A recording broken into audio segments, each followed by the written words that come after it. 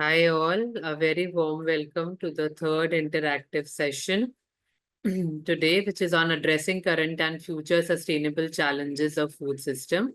Today we are joined by Dr. Sunita S. Chandorkar, who will be taking today's session. I'll briefly take this opportunity to introduce you all to Dr. Sunita. Dr. Sunita is an assistant professor in the Department of Food and Nutrition at the Maharaji Sayaji Rao University of Baroda and holds more than 26 years of experience in the field, including 19 years in teaching and training. She holds a PhD in food and nutrition from the MS University of Baroda. She's a member of the FSSI Scientific Panel on Labeling and Claims Advertisement, E-Working Group on Development of Nutrient Profiling for Labeling, among other prestigious associations. Her specialization in food system research include food and nutrition security, food environment, sustainable food systems. Her other research specializations include sports nutrition, chrononutrition, as well as developmental origins of health and disease.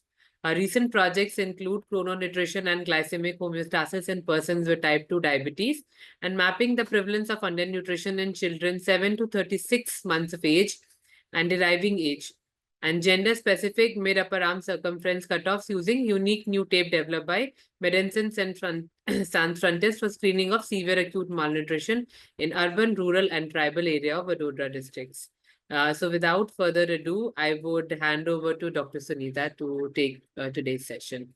Dr. Sunita, over to you.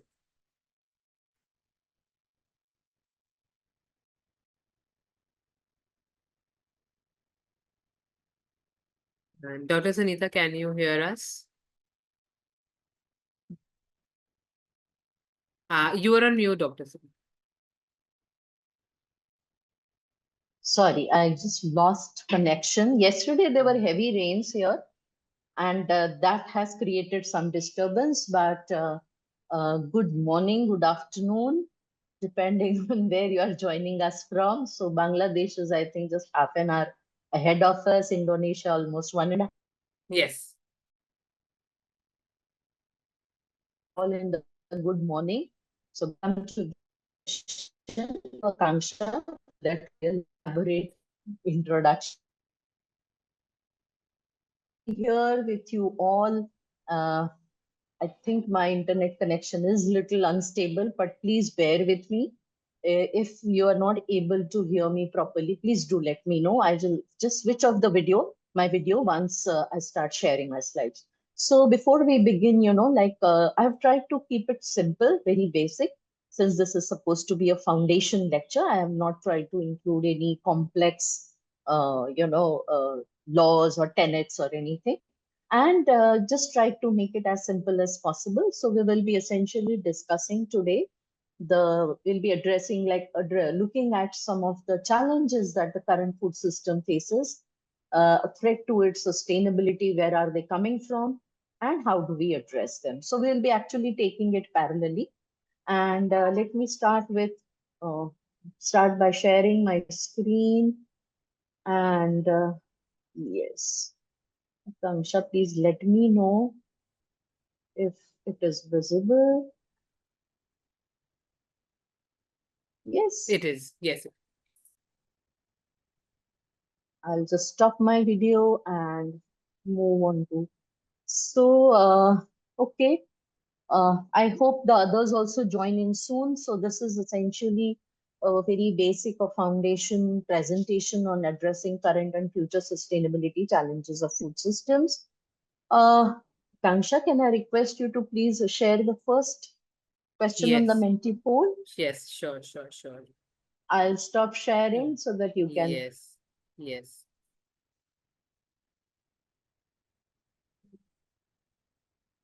May I request you all to log in through your phones or through your uh, laptops on menti.com. Please use this code as mentioned if you're logging via the website, or you can simply scan this QR code and log into the presentation. And please share a thumbs up on the chat if you are able to enter. I'll just put up the slides in a moment. I can see that people can access. In case anybody is facing any difficulty, please let me know in chat.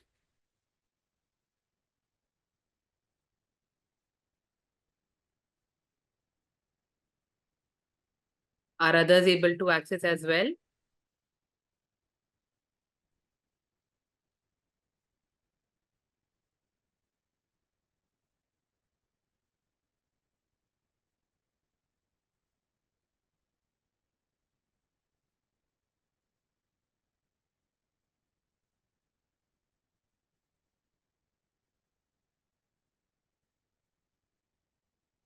And just give me a moment.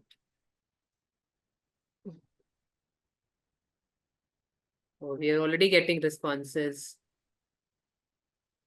Great. Something very basic, simple. I wanted to understand from all of them since they've already gone through one session.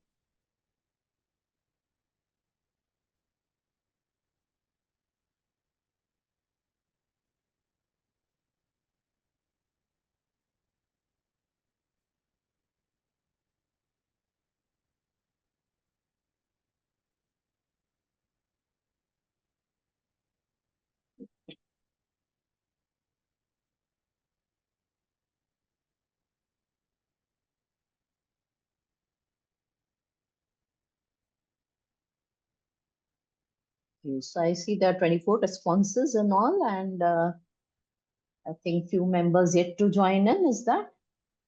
Yes, yes, they can. For anyone who is has still not able, please use this code which is mentioned there. And I can also add it to the my screen share.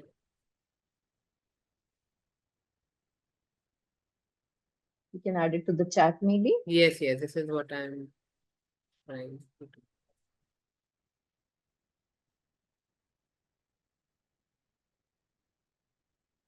Yeah, so for those who are still not able to access, please use the link in the chat. Yeah, now we have 34 responses.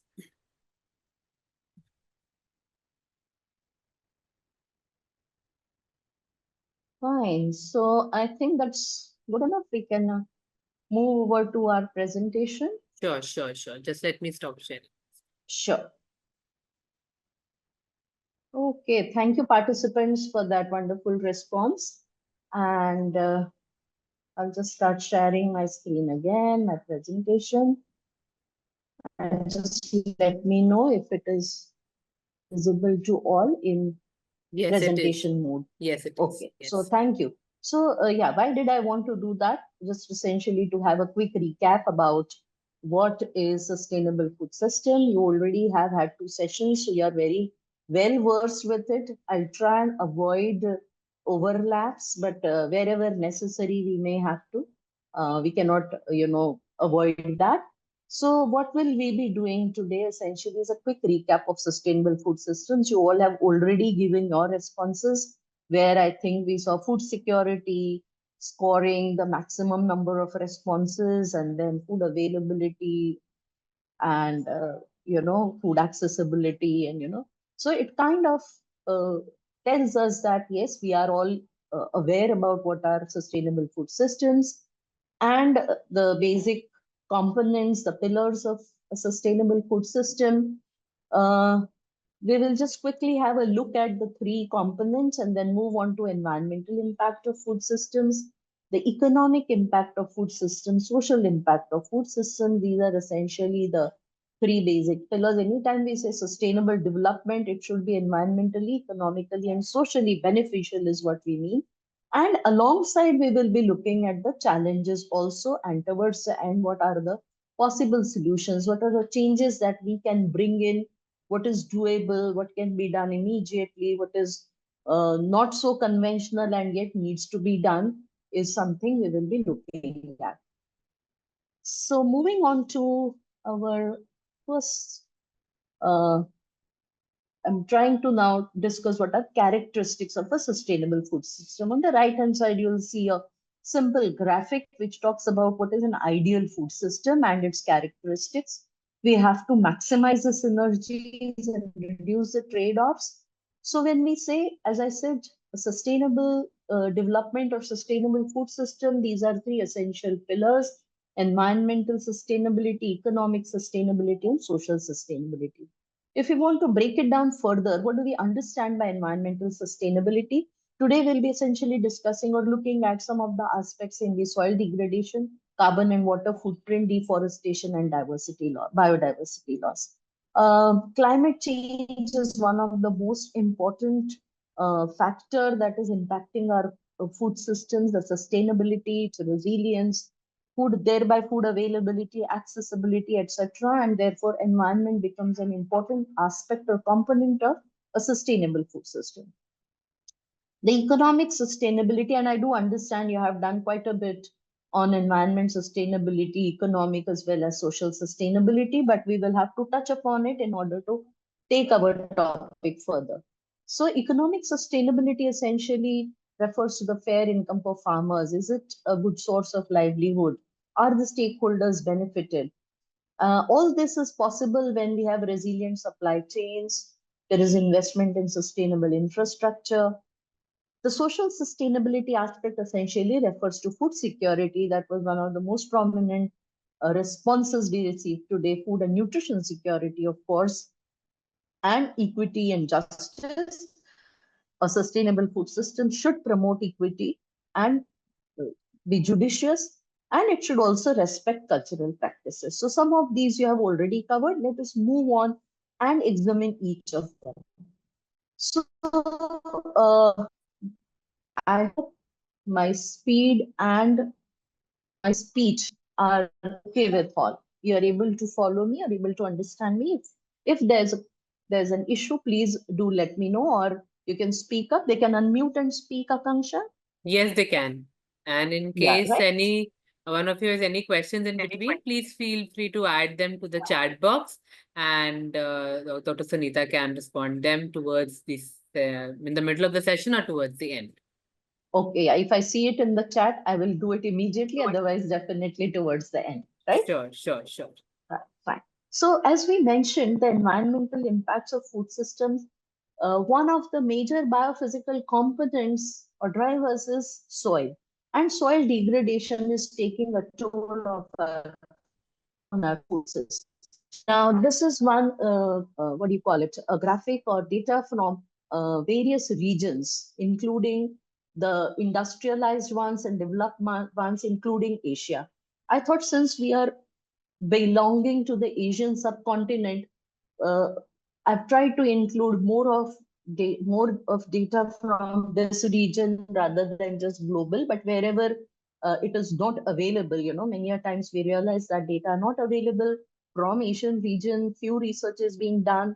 Data are not disaggregated based on region, gender, etc. And that is also yet another challenge that we face when we want to study sustainable food systems. Coming back to this, you'll realize that these are the various components that contribute to soil degradation. That includes deforestation, which takes up a major chunk, uh, followed by overgrazing and agricultural practices.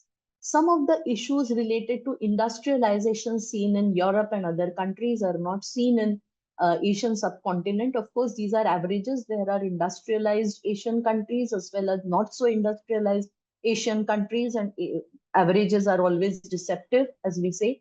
And only 6% is, due to overgrazing. These figures vary a little across the regions. The differences are stark between the developed and the less developed countries. However, this is definitely a cause of concern, and therefore, this is a big challenge we're facing. And where we need to concentrate essentially on deforestation. Now, deforestation is also, as you know, referred to as change in land use, which essentially means forest land being converted into agricultural land. And that has several impacts, and we shall see what happens when there is deforestation. But before that, let us also look at some of the environmental impacts of food production. And the first and foremost is land use. We just discussed how the soil is degrading. 50% of our land is under agriculture, or it's called the arable land. 70% of the fresh water goes into agriculture. So therefore, the environmental impacts can be the gray water footprint, basically. That is the wastewater coming out if it is not treated properly, and it is more to do with, processing. When it comes to processing, etc., some of these issues do arise. And also, not having adequate or irrigation facilities, where either there is over flooding or there is lack of irrigation. Both can happen in the same situation. Then there is greenhouse gas production, which is a major cause of environmental impact of food production. The greenhouse gases, as we know, are measured as carbon equivalents, the carbon dioxide, methane, and nitrous oxide. And these are leading to global warming of Earth's surface.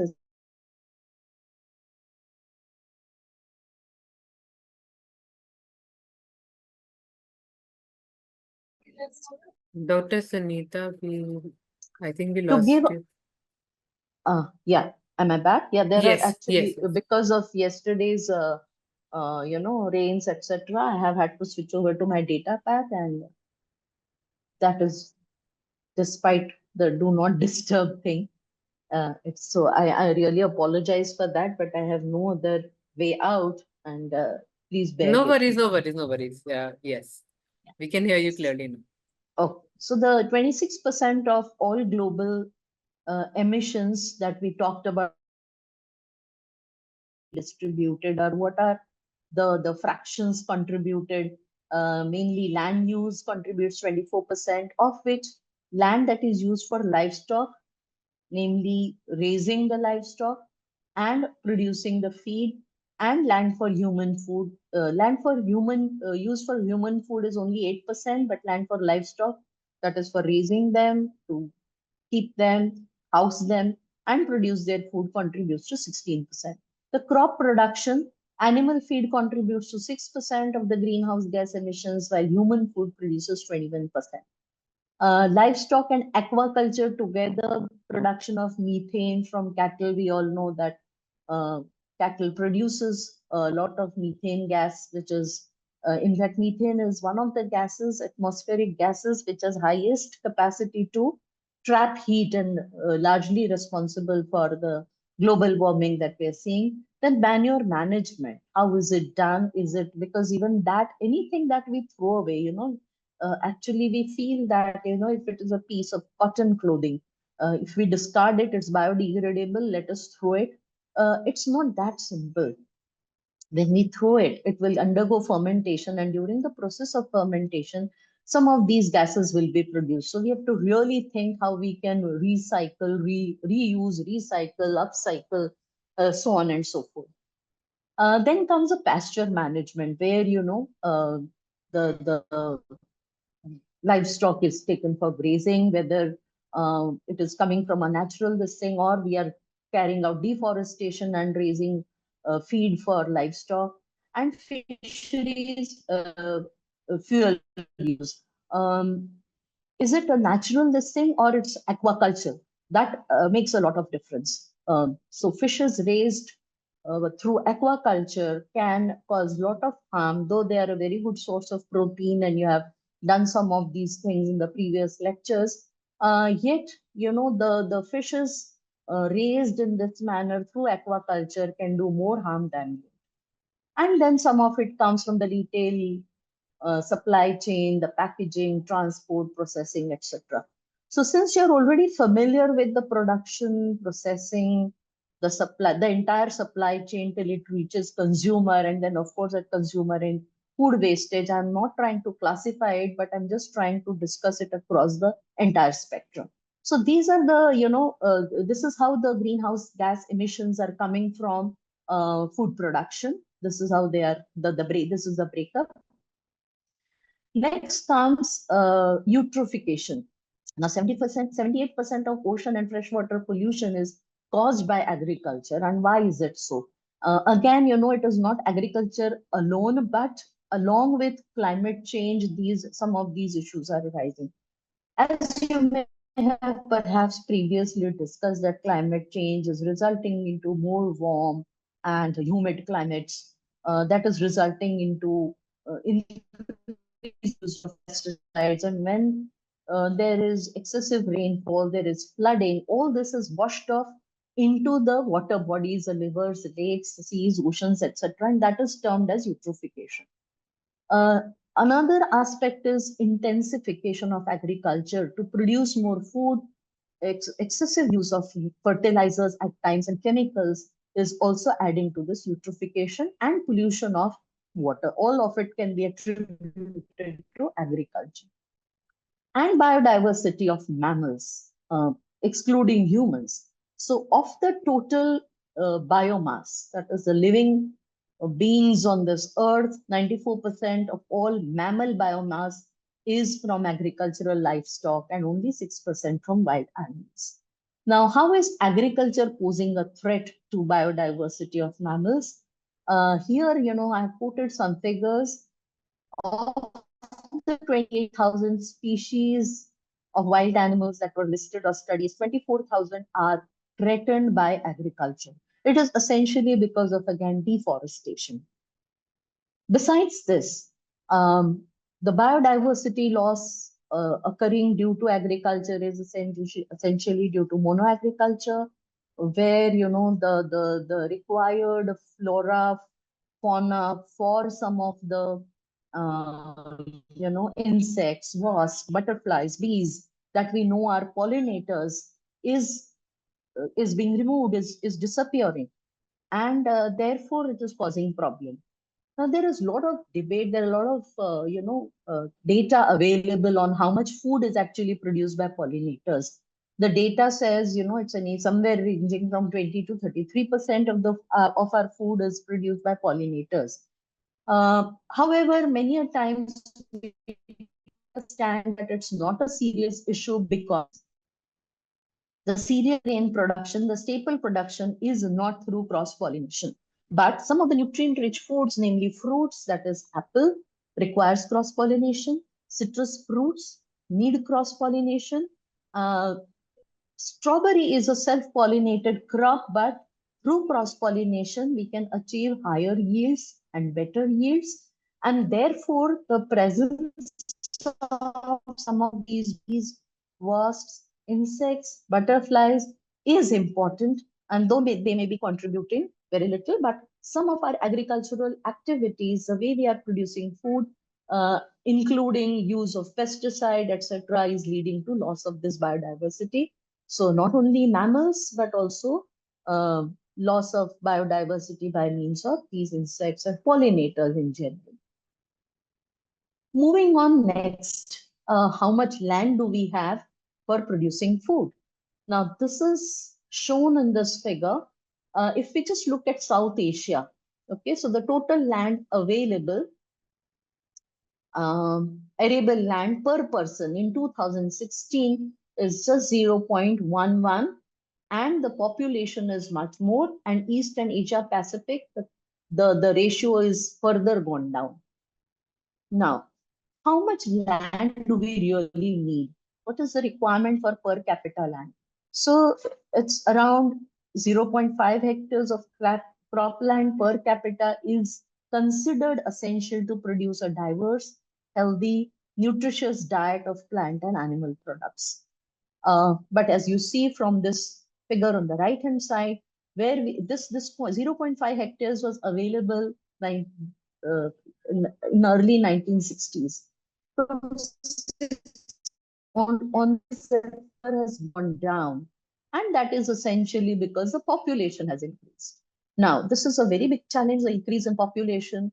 The world's population, it is estimated, will be 9 billion by 2050. And some of these figures, I think, are very repetitive, but we need to remind ourselves that that will call for an increase in agriculture production by 60%, wherein the agriculture system should, or food production system should undergo transformation, and that too sustainably without affecting our climate. So climate change again adds extra challenges because producing more food without disturbing the climate change would require certain transformations. In your previous, I think, session, you must have, Dr. Suparna must have delved into this in good details. And as we go along, therefore, if you have any doubts, we can get sorted either immediately. Please feel free to ask questions.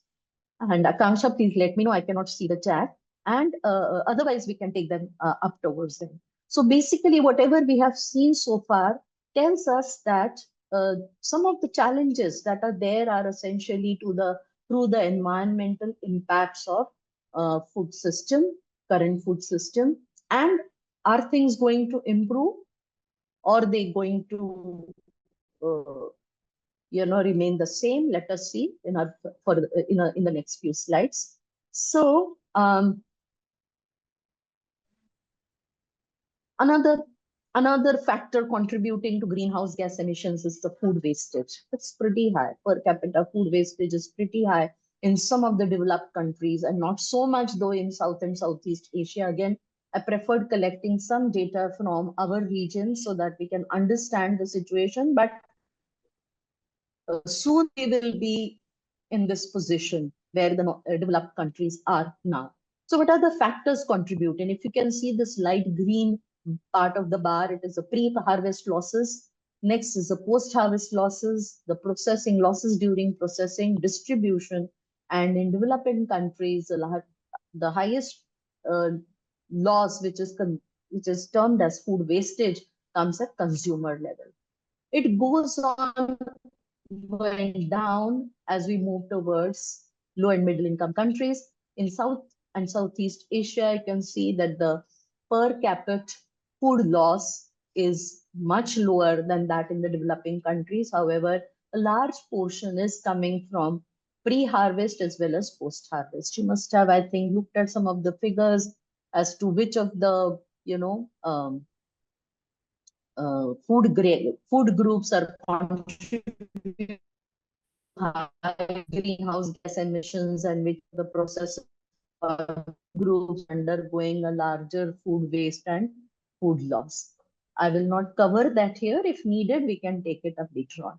So as we discussed previously, 26% of the global greenhouse gas emissions are coming from food production, of which 6% of the emissions are contributed by food that is never eaten, that is the food loss that is happening. Right? Another factor that contributes to greenhouse gas emissions is the food miles. If you can see, this is data from India, and I'm sure there would be similar data available from other countries too.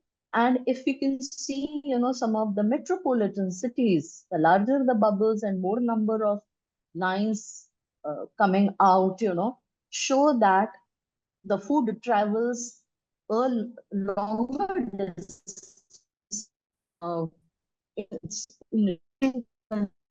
In some of these metropolitan cities like Chennai, Bangalore, and Surat. It's relatively less. There could be various reasons due to urban, peri-urban, agriculture being promoted, or the distances, between. Now gradually, the limits of urban and peri-urban areas are diminishing. So in India, in several cities, as they are expanding, developing, these limits are diminishing, these lines are diminishing, and many of the so-called peri-urban areas have come so close. So if we close the distance between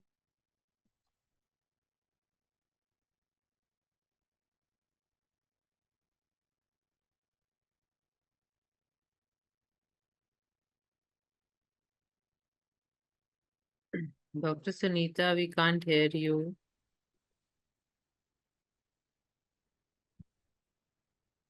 Is anyone else able to hear Dr. Sunita? the challenge that our current food system, right? Dr. Sunita, maybe can you go back like 10 seconds? We couldn't hear you. Okay, yeah, I realize. Okay, so yeah, what I was talking about is essentially food miles. And if we just look at some of the major cities where the food miles, major cities of India, where the food miles have been mapped, we can see that though Ahmedabad is a big city, Delhi is a metropolitan city, yet food miles are much less as compared to those in Chennai, which is down south, Bangalore, down south, or Surat, which is in the western region of India. And this is essentially, as I said, due to the perhaps promotion of peri-urban and urban agriculture in some of these places. And as I said, the boundaries between urban and peri-urban areas, the rural areas are diminishing, and therefore food doesn't travel a long distance. There is easy connectivity, and therefore, it is less of a challenge here, producing less greenhouse gas emissions. And yes, so this is yet another factor that is a challenge that we need to meet and that we need to address to our to a sustainable food system. Now, along with along with human health, the planet health also is important. We have been talking about the sustainable food system is one that promotes human health as well as planet health.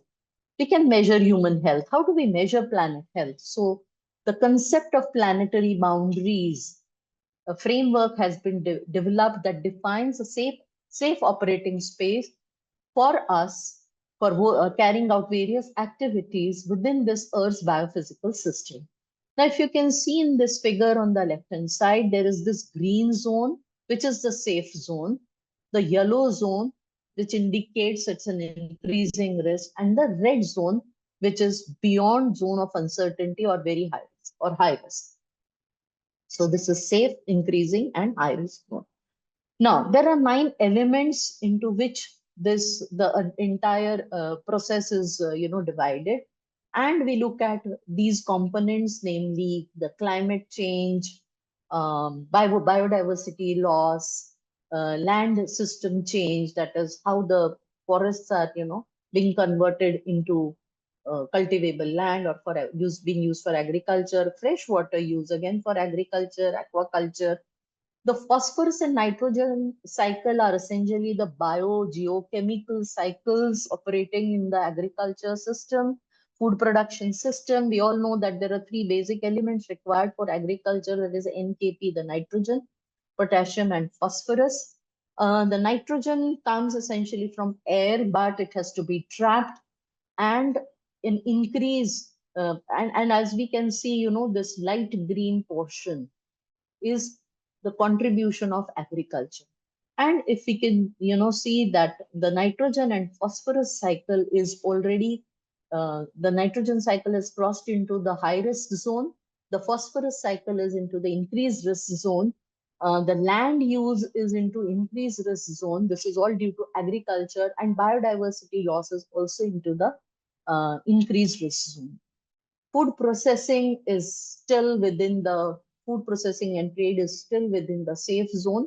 However, there is a warning bell that is ringing, which tells us that we need to, promote sustainable agriculture, look at some of these planetary boundaries being crossed so that we can have, we can promote human as well as planet health.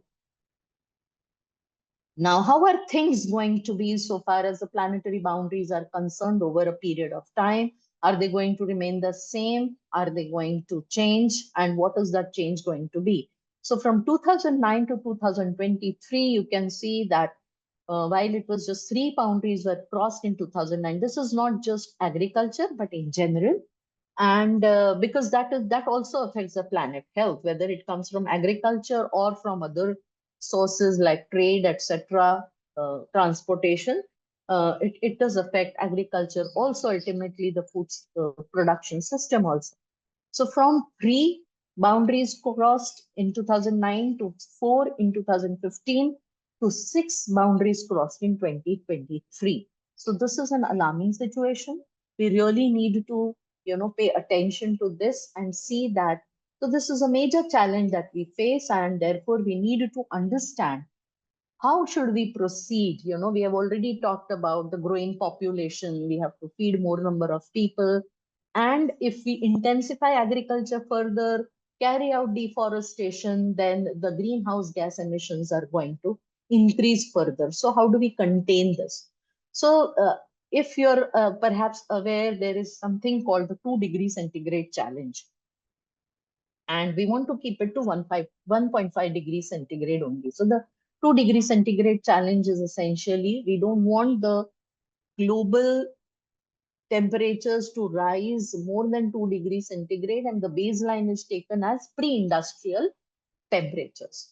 So this graph essentially shows the carbon dioxide equivalents emitted in gigatons, and on the x-axis we have CT1, that is current yield trend, then current yield trend and 50% food waste reduction, and CT3 is current yield trend and 50% food waste reduction and healthy diets. So this red line essentially stands for the 2 degree mark, 2 degree centigrade mark. This dotted line is essentially the emissions as they were in 2009. And this is where we are in 2018. This data is somewhere from 2017-18. So this is the situation. Now, if we continue to produce food in the same manner, but just reduce food wastage, you can see that we will be much below the 2 degree centigrade line. And if we further, shift to healthy diets, we will be much below even the 2000 levels of emission. But now, is that possible? Can we continue to do business as usual, in the sense continue to produce the same amount of food without intensification? Because intensification will definitely lead to touching this line, right? So if we do that, continue to do business as agriculture, business as usual, it will emit, higher greenhouse gases, and we will touch the 2 degree centigrade for all sectors by 2050. But the situation is, we have growing population, we need to increase the food production by almost 60%, and what is known as, we need to close the yield gap. So these three bars essentially show the yield gap, and first YG1 stands for yield gap closure through sustainable intensification. So whatever agricultural production practices that we follow should be sustainable, and we can yet close the yield gap, meaning the production that we have now versus what can be produced sustainably, and we can increase and meet the requirements. There is a gap between the requirements and what we are producing now. So using the same resources, not carrying out deforestation, and having environmental impact, how can we, or transporting food across regions, which can again create greenhouse gas emissions, how can we bring about yield gap closure, and yet meet and yet remain within the boundaries, the 2 degree centigrade, meet the 2 degree centigrade challenge. So the first bar is just yield gap closure through sustainable intensification. The second shows yield gap closure with 50% waste reduction. And the third one shows shifting to healthy diets as well, besides closing yield gap and reducing food waste by 50%. All this is doable. It's simple. It can happen at our level, many of these things, especially reducing food waste. And you can see it can have a huge impact on the environmental impacts of our food system. So these are some of the challenges, and alongside some of the solutions also that we have. So after looking at some of these environmental impacts of food system, the question arises, if this is a sustainable food system, it should promote good health and well-being. Is it doing that? Are current food systems sustainable? If yes, then they should promote health and well-being, but are they doing that? We all have these data at our fingertips. I've tried to look at some global data as well as data from ASEAN countries, where we have data from Malaysia, Brunei, Thailand, Malaysia, and we can see on the right-hand side this bar graph, which shows rising trends in obesity prevalence in all the countries. The lowest is in Vietnam, otherwise, and there is a growing trend seen. The global picture shows that in children under 5 between 2000 to 2022, the trends in dual burden of malnutrition indicate that there has been decrease in stunting, slight decrease in wasting, but slight increase in overweight, of course. Some more data on dual burden of malnutrition. This is again from Southeast Asia, showing the prevalence of obesity in women by BMI category between 2010 to 30. And you can see how it is rising. We don't have data in between from 10. It would have, through modeling, we have calculated this, and it shows that it will rise up to 2030. Similarly, for men, the prevalence, surprisingly, of obesity is lower in men. However, there are rising trends. In India, I think we use the Asia Pacific cutoff. So if this classification is based on a BMI of more than equal to 30, the yellow bars, but we use a BMI cutoff of 22.9 or 23. So these figures will go up further.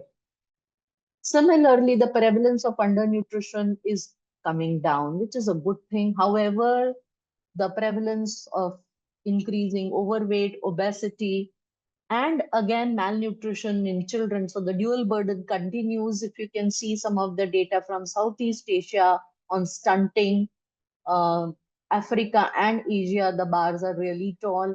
Wasting highest in Southeast Asia, underweight highest in Southeast Asia, and overweight, again, we are competing with others. We don't need to compete here, but we are almost reaching the same figures. So this is definitely a cause of concern, and it shows that our food systems, this is a major challenge where we need to, transform our food systems, not only to produce more, but shift to healthy diets and produce healthy diets. And how can we shift to or promote healthy diets? We shall see little later. But before that, let us look at some of the causes of these dual burden of malnutrition. We are all aware of the dietary transition. I think in the previous session, the nutrition transitions were dealt with.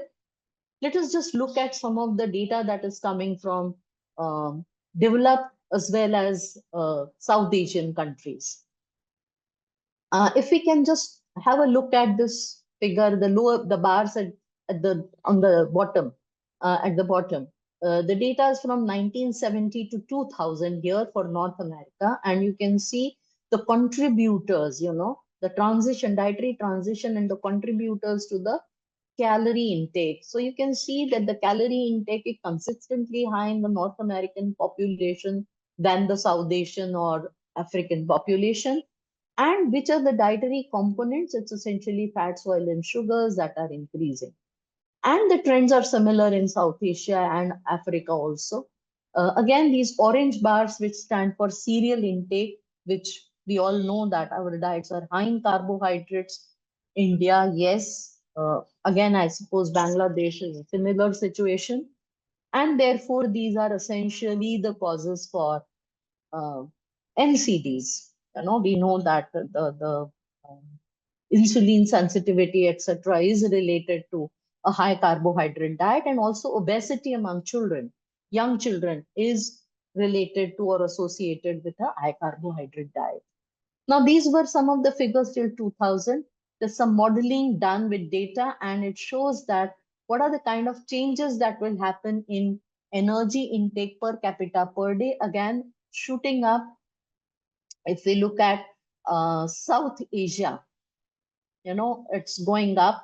And some of the components that are contributing to the increase in total calorie intake is essentially, to some extent, fruits and vegetables, which is good. Maybe we are shifting towards healthier diets, but other, which includes what is called the processed packaged foods. Okay, so increase in consumption of animal products, which is again, contributing to greenhouse gas emissions.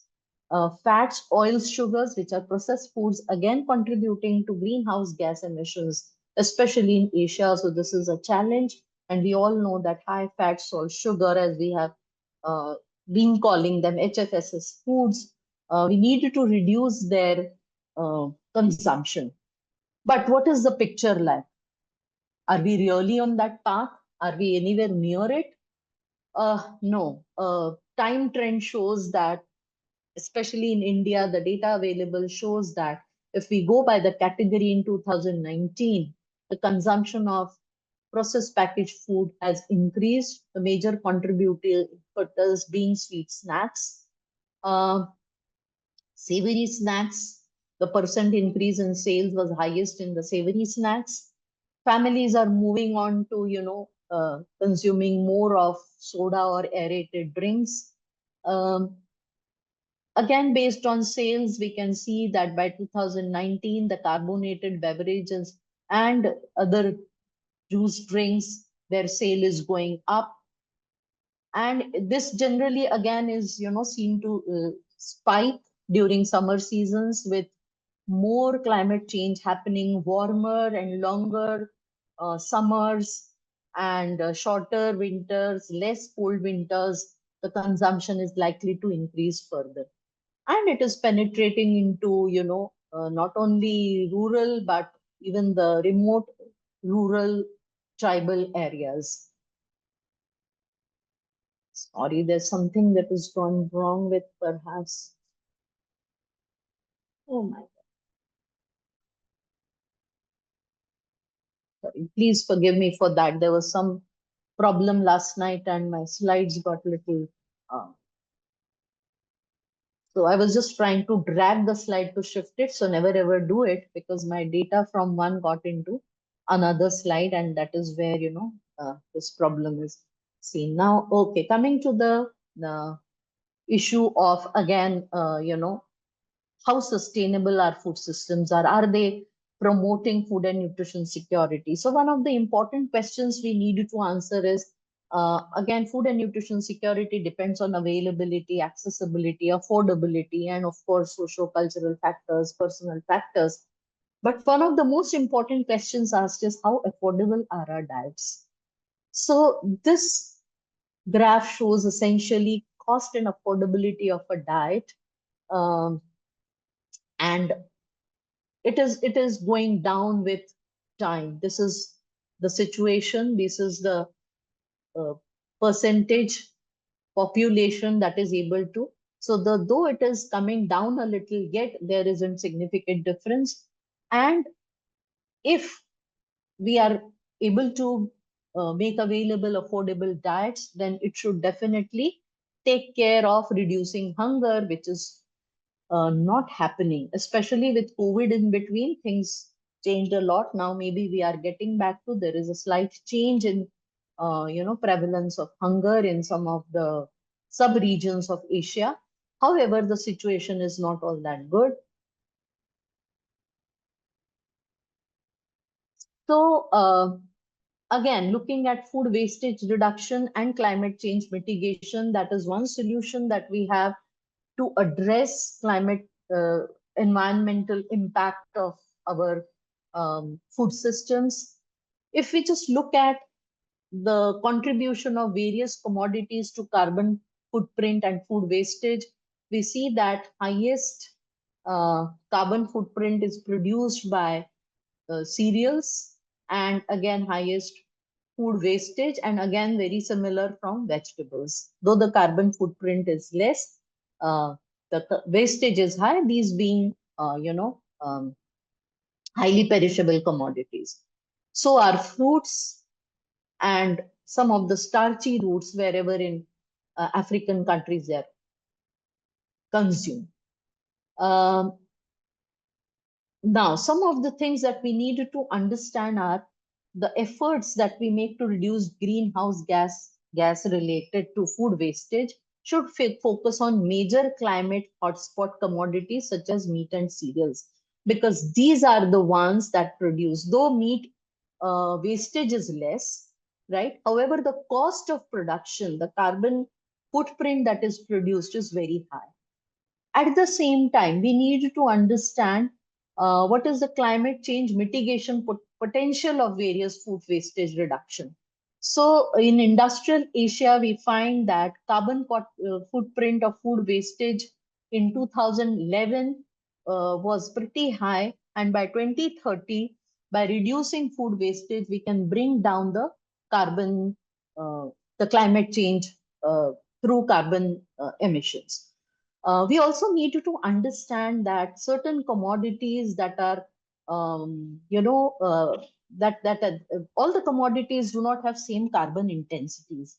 Say, for example, vegetable production in Europe is more carbon intensive, and that is because they need to have greenhouse heating up of those greenhouses. While in Southeast Asia, the favorable climatic conditions make it, less carbon intensive.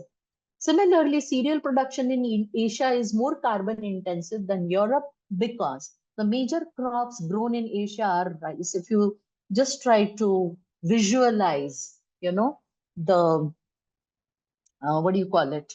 The cereals or the staples that are consumed, you'll realize that yes, Asia is the rice bowl of the world, and production of rice we know is lot more resource intensive. Here I would request Akanksha to again, put up the Menti poll. I'll just stop sharing. Sure, Dr. Printa, just give me a moment. Yeah.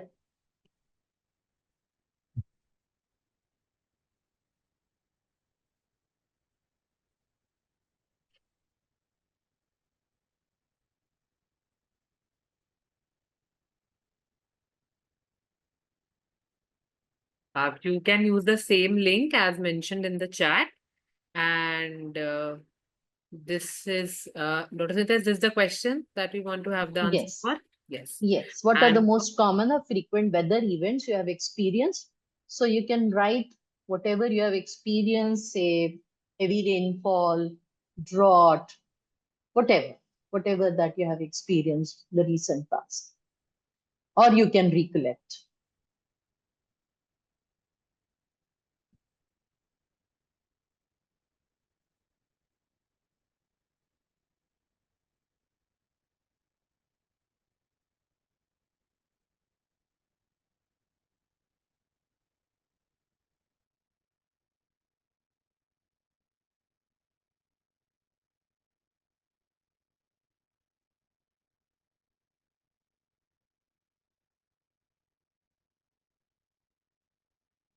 Sunita, we're getting the responses now. Are they visible on your screen?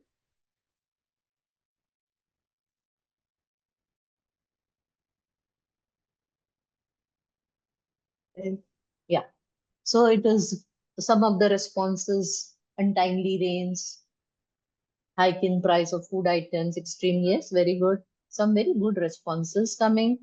Cold waves, water shortage, Delhi NCR region. It's the same everywhere. Yesterday we had a flash flood kind of a thing. It was more of water logging, but ultimately takes the form of a flood. So yeah, these are some of the heavy rainfall. So there is similarity, I cannot see the participants who are writing these, but I find there are similarities. Can we have some more responses from varied regions? Like all the three regions, India, Bangladesh, as well as Indonesia. I hope all participants are there, and then we'll be able to see the similarity or differences, whatever.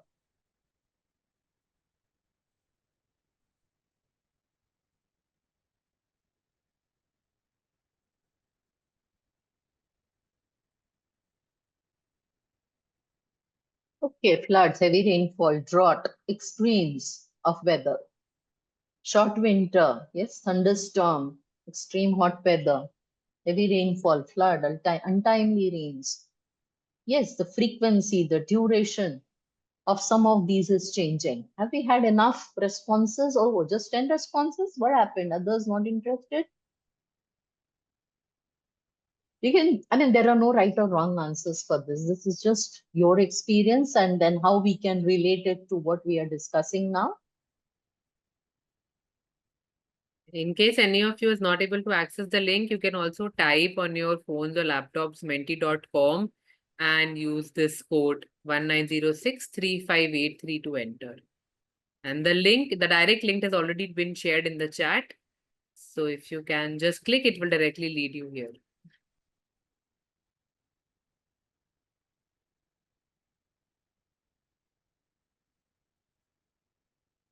We'll wait for another minute so that we can have some more participation and some more understanding.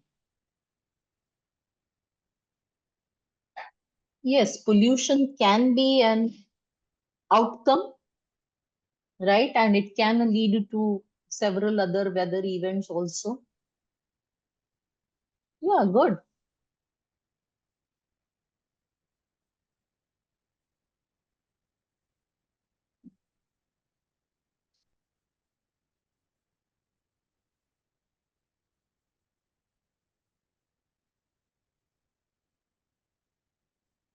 Okay, so shall we? Yes, I'll just stop sharing my screen. Yeah. So thank you for that response. I just wanted to check, are we experiencing similar phenomenon across our regions, or is it any different? Okay, so are you able to see my screen now? Yes, Dr. Sunita, we can. Okay, fine. Let us continue then. So actually, I wanted to bring this in first, that last night's debacle has. So, I was just trying to understand the climate change events in Asia. And I just was trying to recollect, how many times we have had this flash floods and cyclones and some of these incidents. So just tried to look up some data, and the warming trend in Asia over 91 to 2022 was almost double the warming trend in 61 to 1990 period. That's really alarming. There were 81 weather, climate, and water related disasters in Asia in 2022.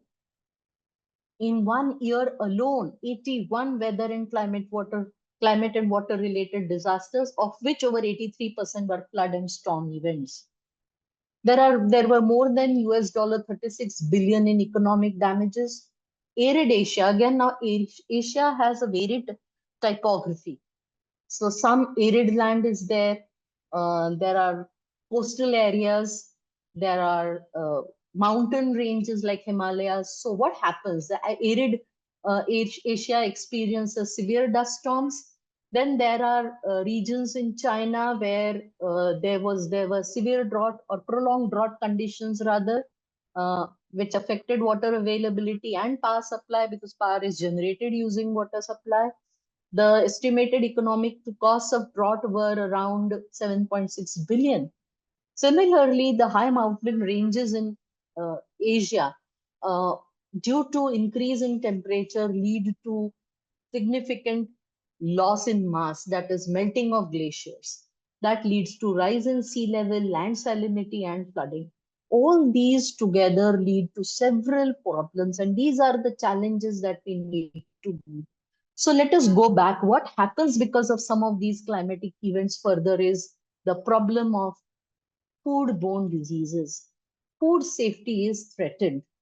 And I'm not going into the details because I thought, let me not cross my time limits, have some time for discussion also. But to very briefly state, the burden of foodborne diseases is essentially attributed to these five species: Listeria, Vibrio, E. coli, enterotoxin producing E. coli, and Campylobacter species.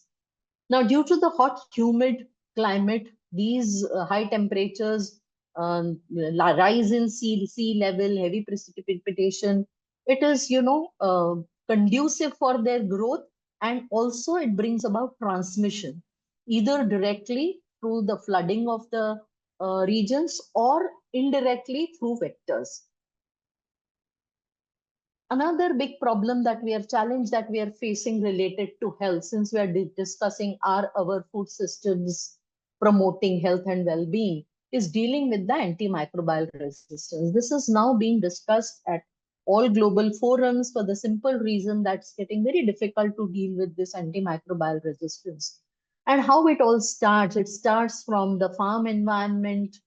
During transportation, it move and processing, packaging, it enters into the packaged processed food, and then it enters into the human system.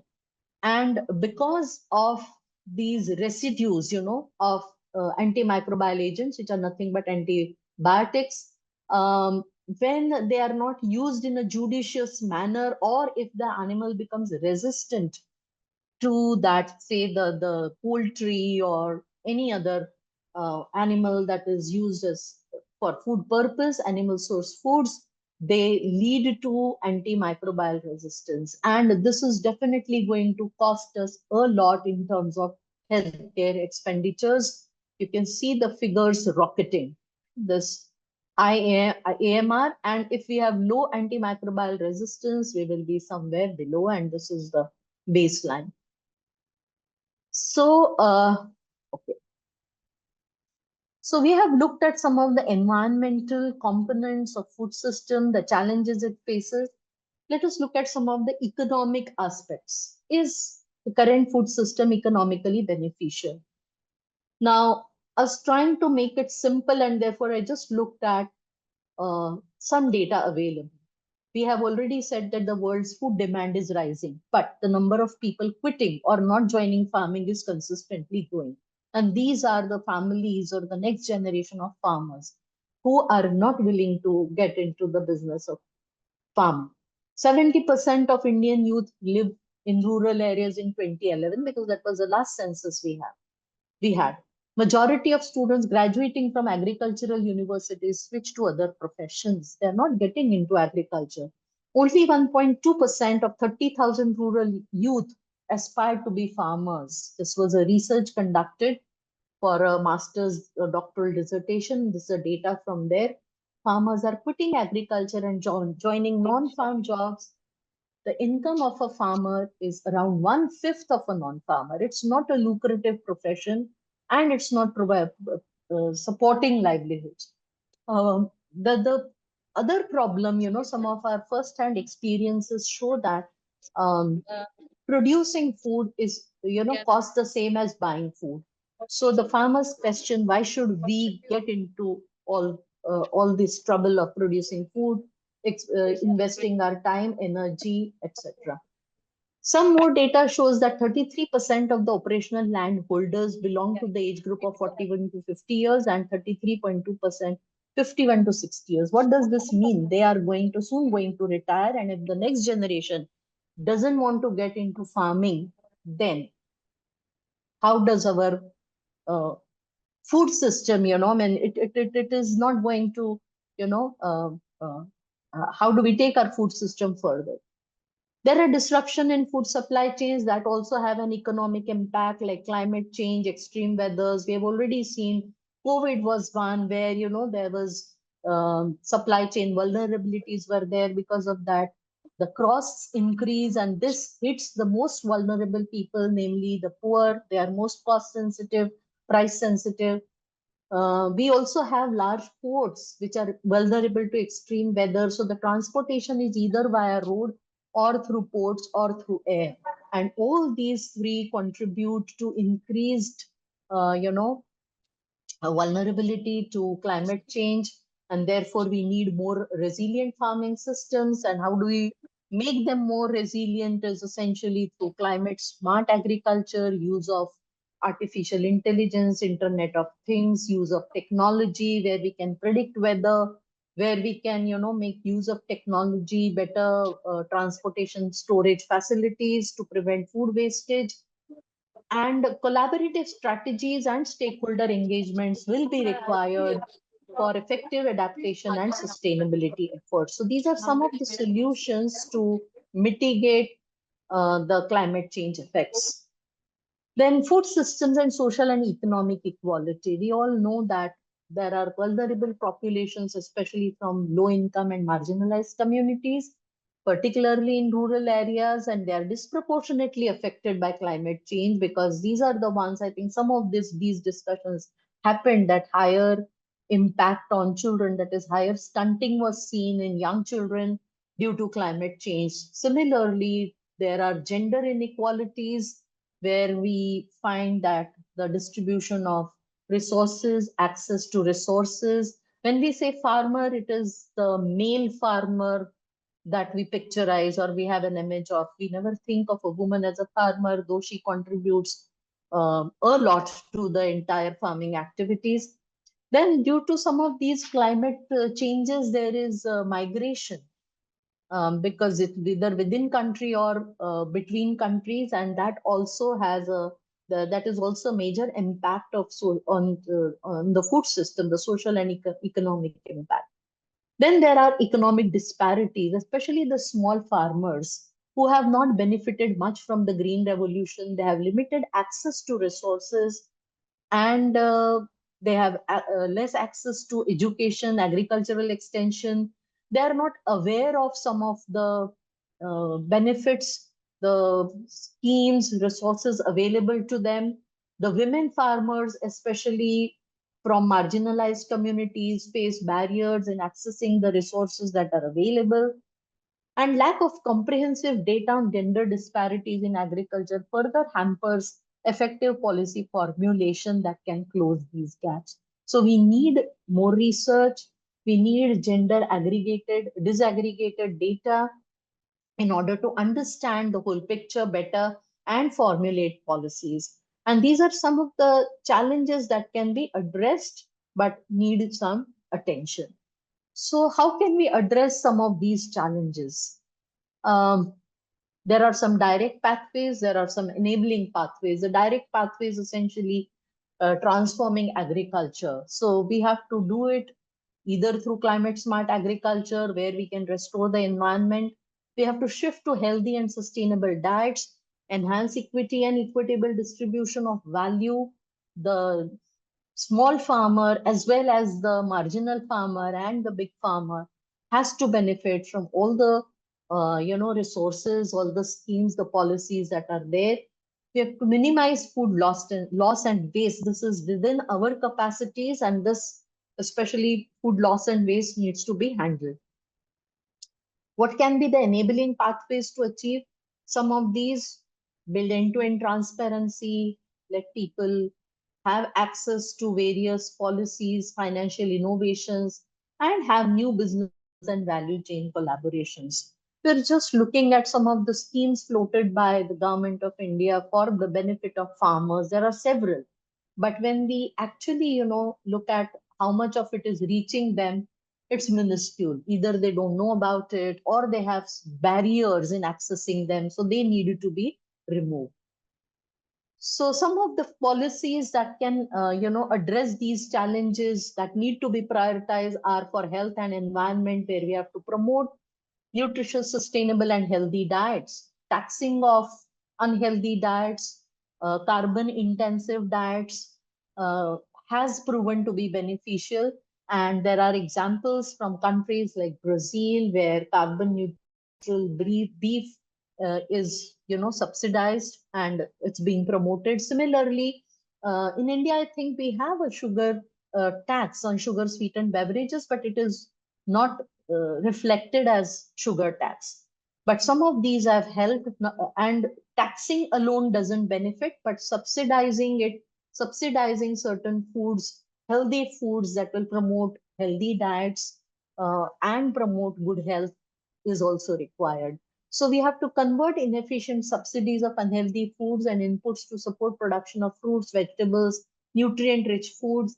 And some of these can directly benefit populations from low income groups or low socioeconomic status, where we can see the daily saved by age groups are found to increase with age and with socioeconomic status. The red bar stands for the low socioeconomic status because they are highly price sensitive. So if we subsidize healthy food and tax unhealthy food, automatically there will be that switch. There can be interventions for shifting eating patterns. We in India are familiar with the dietary guidelines for Indians that are important in creating awareness amongst people. There are eat right movement. for various work situations as well as campuses. We can take various approaches, restricting or eliminating incent and incentivizing choices. So taxing is a disincentive, a subsidy is an incentive to move towards low carbon footprint and healthy products. We can change the governance of production or consumption, where we can have macroeconomic policies and agreements. We in India already have Ministry of Environment, and they have put across schemes. These should become available and accessible to people. People should first know about them, because it's largely the producers, the farmers, that are going to benefit from them. Also encourage collaboration and shared agreements, where voluntary industry agreement, supply chain agreement, certification schemes, all these should help in promoting or shifting shifting towards healthy eating patterns. We need to change the context, especially advertising and marketing changes are required. Changing the choice architecture, nudge the food environment basically needs to be dealt with, and certain trends like meatless Monday, or uh, basically avoiding what do you call it, advertisements that promote unhealthy products, especially on television or to young children in school, near school campuses. We already have in India some of these regulations, and they need to be, however, implemented. We need to inform, educate, and promote and empower the community, either through labeling. We can also have labeling for carbon and healthy foods, specifically. And then through gardening or cooking projects, some of these awareness campaigns can be promoted. We need to essentially support the informal economy, the street side food, vegetable sellers, fruit sellers, who come from peri-urban areas, close by rural areas. We can just provide them enough access to the markets, and having an informal market is much better. Similarly, strengthening the rural-urban in linkages by having better roads, better infrastructure, policy coordination between rural and urban areas. We can definitely promote a healthy food environment, and address the challenges that are faced by our food system. Promote effective governance mechanisms, where we need to have convergence, integration, monitoring, and accountability. Monitoring can generate data, and that can promote accountability. And it is better to have multiple win technology innovations. So if we have evidence-based technologies, where we can have climate smart agriculture, which can include precision agriculture. We have several examples, case studies from countries like Mali, Niger, Burkina Faso, where people have now started focusing more on millets, improving their yields, focusing on precision agriculture, then improve climate resilient varieties. It's difficult for people to shift from their, the usual staple to another one. So IRRI, the International Rice Research Institute, has developed a rice variety that has a higher yield and has lesser carbon footprint. Then nutrition driven and nutrition sensitive technologies like biofortification can help in mitigating some of the health related challenges posed by our food system. We can use ICT to link smallholders to urban consumers. These are some of the issues. Now we have apps, where we can just own that app, and most of us in India are used to buying online. It has its own issues, but if we can connect the rural farmers with the supply chain, and they know about the demand, where the demand is, and they can sell, they will benefit more. And therefore, this shifting from farming to non-farming occupations, from farming communities, farmer families, will come down. And then we have to scale some of these innovative technologies, which are eco-friendly, which are environment friendly, which can help in mitigating adapting to climate change is not enough, but mitigating climate change is more important. Some of the most difficult issues are addressing social inequities, where we needed to have social protection, promote gender equity and women's empowerment, reduce social inequalities in diets in LMICs. We have looked at the Eat Lancet papers and Eat Lancet diet, and we know how the data shows the inequalities between diets in high and and middle income countries, inequities in distribution of the available food, more equitable distribution of food within a family, within communities, especially those that are more vulnerable, women, children, smallholders, um, availability of accessibility of the safety food safety net program, protection programs. All these together can help us in meeting the challenges that the current food system is posing to environment, economic, and to social sustainability. Some of the early actions that can be taken are from having nutrition education. I've already talked about some of these: maternal child health feeding and supplementation. Most of our countries have that. Most importantly, promoting exclusive breastfeeding and continued breastfeeding. At food supply level, we can regulate unhealthy foods. We can have fortification, biofortification, healthy food feeding, school feeding programs, and they need to be run successfully.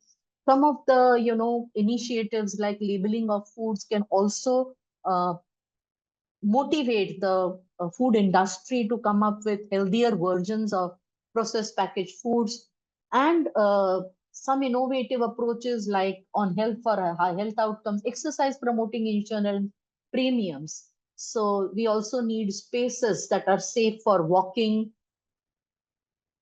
and then there can be some unconventional ways of promoting sustainable food systems through obviously focusing on some of these issues like oral health education, maternal child health feeding and supplementation, making use of some new generation food technology professionals to make food healthy, but acceptable, because food environment, the personal food environment, again plays a very, very important role. So I think that is all I had to share. And can we have, before I say thank you, can we have the last two Menti polls? I'll just stop sharing. Yes. Akanksha, can I Yes, yes, request you yes. to do Sure, sure. that? Just give me Yeah. a second. So this is going to be a quick wrap up on what we have done so far. And as you realize, as we have been, so the next one is state one most important measure that can help reduce GHG emissions. There are no right or wrong answers, as you know, but whatever you think is, an important measure, you can just give one most important measure according to you.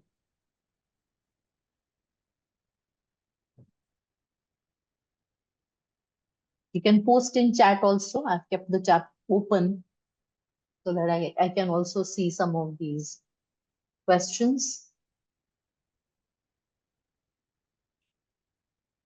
The link to Mentimeter is, I hope, available in the chat Yeah, it also, is. and the Yes, code is yes, it also. is there. Yeah. I'll So just. yes, come on. I hope all are still around. Yeah, I'm just adding it again here. And Okay. just, I'll also add the code. Um,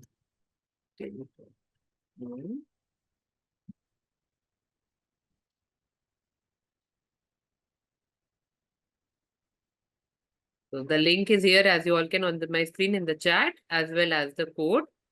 So you can either click on the link and directly go, or once you enter menti.com, please add this code.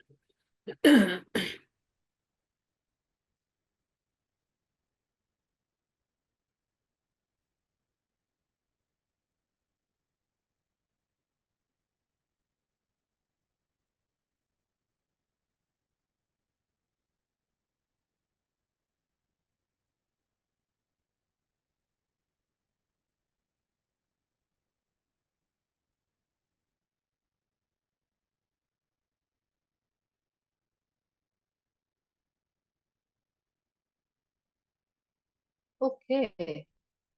So the responses are coming in gradually. As I said, no wrong answers or right answers here, but whatever we think, this is just to get an idea as to, uh, what is the consensus on some of these issues, because all of us have gone through now this third session, and at the end of it, what do we understand, what do we think we can do or can be easily done in order to address some of the challenges that the food system is facing.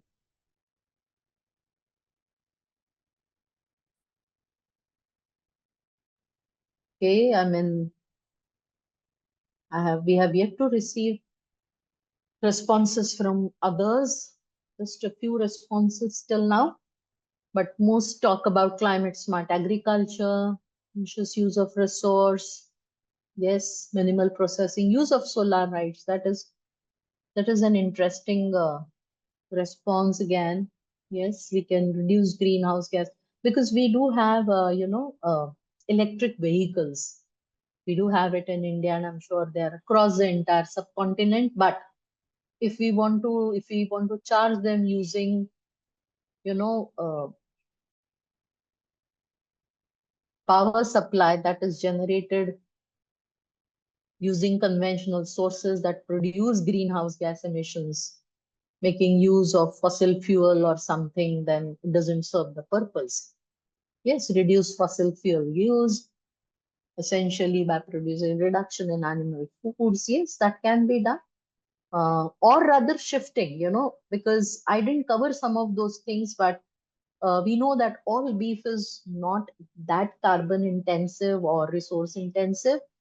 There can be chocolates that are more resource intensive because depending on how they have been cultivated. At the same time, we have seen that, there are differences in foods grown in certain part of the world versus in this part of the world, like in European countries. We saw that due to extreme weather conditions for growing vegetables, they make use of fossil fuel to heat up the greenhouses, etc. So, but definitely, yes, we can, instead of eating meat, part of the meat can be substituted with eggs, which are very low in greenhouse gas emissions, carbon footprint, water footprint too. The smaller the animal. Okay, so I think we have had some response on this, and we see quite a few, uh, a pattern emerging where, most people agree, and I think there is an equal consensus on most of the factors. Uh, okay, sustainable farming coming up as one of the more prominent responses. We'll wait for another minute and maybe we can take there's one more, right? Menti poll.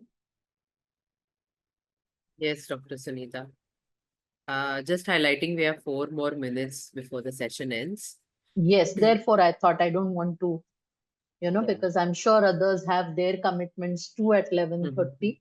So Yes. our 11:30 and their respective timings. Yes. So, okay, fine. Can we go on to the next one? Others also can keep this in mind and share their responses, and our email IDs can be shared if they have any other discussion later on. They can Yes, always Dr. Sunita, we have a discussion board right, where participants can post in their queries or their thoughts. All the right. participants have linked to that. Hmm. So just taking this opportunity to let all of you know that for any questions and queries, please use the discussion board, and Dr. Suparna will also be adding some more we'll be starting a relevant discussion thread. So please be Okay. active. Yeah, good for you participants, because we all have our own, doubts, queries, which at times, during discussions get sorted. We never know that, okay, I mean, many a times we don't know this was something that was not so clear to me. And during these discussions, things just, yeah. Are they able to arrange them in order? Will they be able to do that? I didn't try this out yesterday, but, or they can, Yes, they will be. They should be. Oh, okay, okay, fine. So come on, participants, quickly give your response so that I can thank you all. Oh, great. Yes, equity is one aspect which is not addressed so much by our policies, programs. We hardly have data on that, but I think that's coming up in the first position. And yes, we do realize the importance of promoting equity, whether it is between gender, socioeconomic groups. Okay. Oh, promoting traditional food systems at this point of time, yes, of course, the relative importance we can decide according to our own. I mean, all are equally important that way. So it must be difficult for people to figure out, what to put first. But I think promoting equity is still there and, far uh, ahead of other responses. So, sorry. Fine. So with just 1 minute left, let responses keep coming. I would like to thank once again Dr. Suparna, the George Institute, and all the other collaborating institutions, as well as all the participants here today. And it was definitely, I mean, online engagements at times have their own limitations, but I tried to keep it simple. But I hope I have conveyed the essence of it.